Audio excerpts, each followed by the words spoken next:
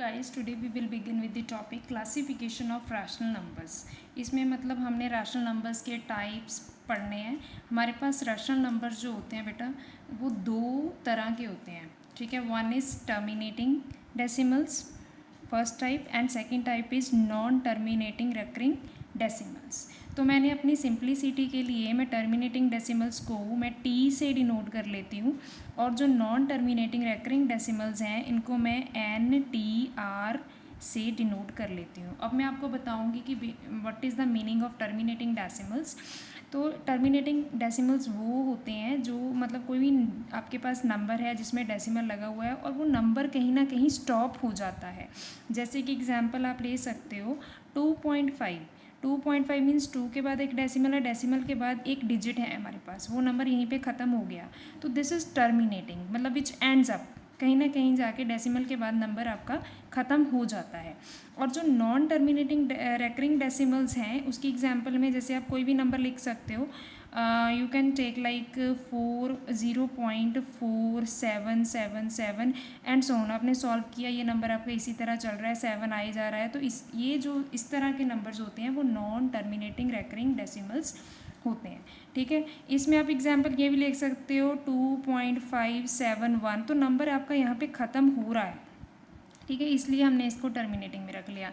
और ये ऐसे नंबर्स हैं जो 0.4 के बाद नंबर जैसे 7 रिपीट होए जा रहा है, तो इसलिए ये नॉन टर्मिनेटिंग रेकरिंग डेसिमल्स में आ गया। अब ये तो जस्ट एक सिंपल सा मैंने आपको लिख के बता दिया, मैं थोड़ा सा और इसे तरीके से समझाती हूँ। जैसे मैं कुछ और नंबर ले रही हूँ, I am taking some examples more. जैसे मैंने नंबर आपके पास, मेरे पास नंबर मैंने ले लिए हैं 3/2, ठीक है।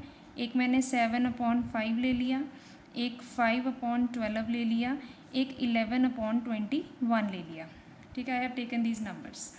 तो अब नंबर्स को मैंने क्या करना है, डेसिमल्स में कन्वर्ट करना है। डेसिमल्स में जब इन नंबर्स को मैं कन्वर्ट करूँगी तो with the help of calculator I have solve. We जो 3/2 है, 3 को 2 से जब हम डिवाइड करेंगे आई विल गेट 1.5, ठीक है जी।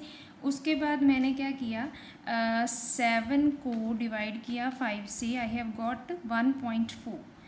उसी तरह मैंने नेक्स्ट नंबर 5 को 12 से डिवाइड किया, 5 डिवाइडेड बाई 12, तो आई विल गेट 0.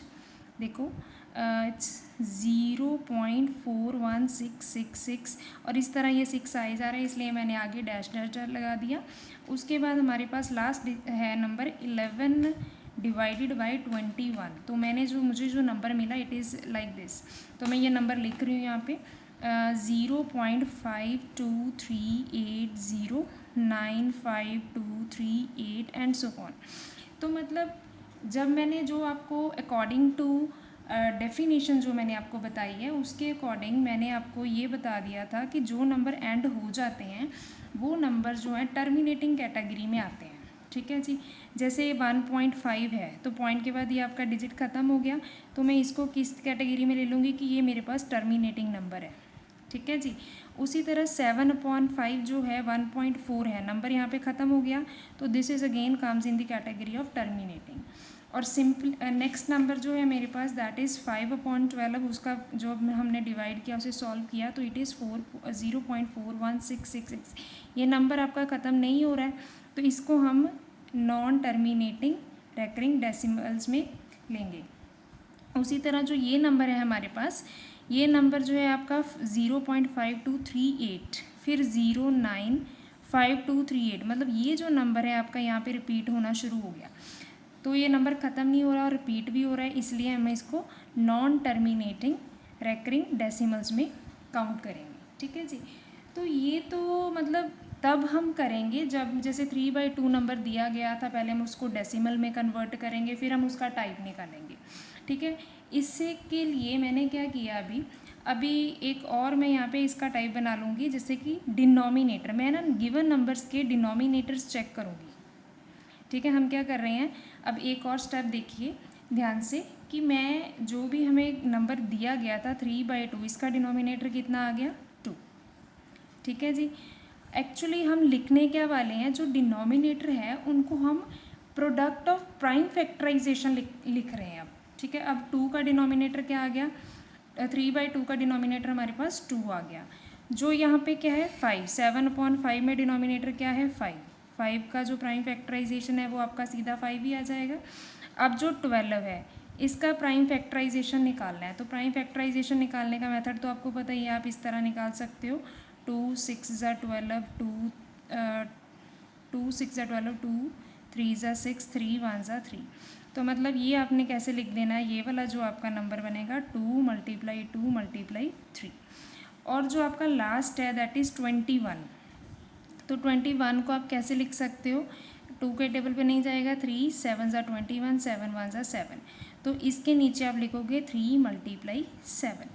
तो मतलब आपने जब भी क्लासिफिकेशन करनी है इतने लंबे चौड़े प्रोसेस की बजाय आप क्या करोगे, जो गिवन नंबर है उसको डिनोमिनेटर, जो उसका डिनोमिनेटर है उसको आप हमेशा प्राइम फैक्टराइजेशन में कन्वर्ट कर लो। ठीक है, जैसे 2 है तो 2 तो सीधा ही खुद ही प्राइम नंबर है तो 2 आ गया, 5 आ गया। अब 12 है, इसको हमने प्राइम फैक्टराइजेशन में कन्वर्ट कर लिया, 2 × 3 आ गया। और नेक्स्ट 21 था तो 3 × 7 आ गया। ठीक है जी। तो जो ये नीचे हमने डिनोमिनेटर वाले नंबर्स लिखे हैं, एक यहाँ लिखा है, एक ये लिखा है, एक ये नंबर्स ही हमें बताएंगे, हम मतलब इनको देखकर ही ये बता सकते हैं कि नंबर आपका टर्मिनेटिंग है या नॉन टर्मिनेटिंग है। तो आप हमेशा ये चीज़ याद रखोगे, टर्मिनेटिंग नंबर्स कौन से होंगे, टर्मिनेटिंग डेसिमल्स में हम किनको काउंट करते हैं, जो 2 जिनके डिनोमिनेटर में 2 हो या और 5 हो, और हम ये बोल सकते हैं बोथ, दोनों ही हो। ठीक है जी। टर्मिनेटिंग डेसिमल्स में मतलब जिन भी नंबर्स में आपके डिनोमिनेटर में 2 आ जाए अकेला या 5 आ जाए अकेला या 2 और 5 आ जाए, दोनों ही आ जाए, तो वो नंबर्स जो होंगे वो हमेशा टर्मिनेटिंग डेसिमल्स होंगे। ठीक है जी। उसके बाद जो हमारे पास है नॉन टर्मिनेटिंग रेकरिंग डेसिमल्स, तो उनके लिए हमारे पास क्या होना चाहिए, नंबर्स जो डिनोमिनेटर में होने चाहिए that should be other than 2 और 5। 2 और 5 के अलावा अगर हमारे पास डिनोमिनेटर में कोई और नंबर आ जाते हैं तो वो नॉन टर्मिनेटिंग रेकरिंग डेसिमल्स में काउंट किए जाते हैं। ठीक है जी। तो ये था जैसे मतलब सिंपल एक एग्जाम्पल को देखकर अगर आपको बताना है, सिंप्लीफाई करना है उसे, क्लासीफाई करना है उसे, तो आप सीधा ही क्या चेक करोगे, आपको कोई डेसिमल में कन्वर्ट करने की ज़रूरत नहीं है, आपको सिंपली नीचे अपने उनका नंबर्स में फ्रैक्शन में दिए होंगे, रैशनल नंबर्स की फॉर्म में दिए होते हैं, तो क्या करोगे आप उसका डिनोमिनेटर चेक करोगे। अगर तो नंबर आपके पास 2 या 5, डिनोमिनेटर में 2 आ जाए या 5 आ जाए या उन दोनों का प्रोडक्ट आ जाए, तो हम उसको टर्मिनेटिंग डेसिमल्स में लेंगे। अगर 2 और 5 के अलावा कुछ और आ जाए या इनके साथ मल्टीप्लाई में कुछ और आ जाए, that should not be counted in terminating decimal, that numbers are not terminating recurring decimals. तो अब आप क्या करोगे, जस्ट अपनी सिंप्लिसिटी के लिए आप एक जनरलाइजेशन बना सकते हैं भी, जब भी आपने नंबर्स को टर्मिनेटिंग या नॉन टर्मिनेटिंग बताना है तो आपको पता है जो रैशनल नंबर्स होते हैं, ठीक है, वो आपके पास कौन सी फॉर्म में होते हैं, P/Q वाली फॉर्म में होते हैं। ठीक है जी।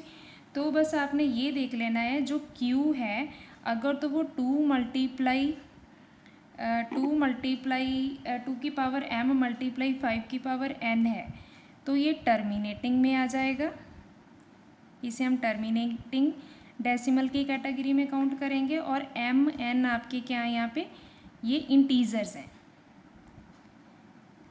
ठीक है। अगर आपका जो q है वो 2 मल्टीप्लाई m मल्टीप्लाई 5, 2 की पावर m मल्टीप्लाई 5 की पावर n, और साथ में कोई और नंबर है k, क्या है, कोई नंबर है k other than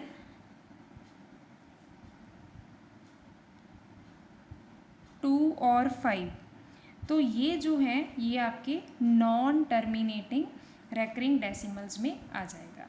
okay, thank you. यही था आज आपका टॉपिक।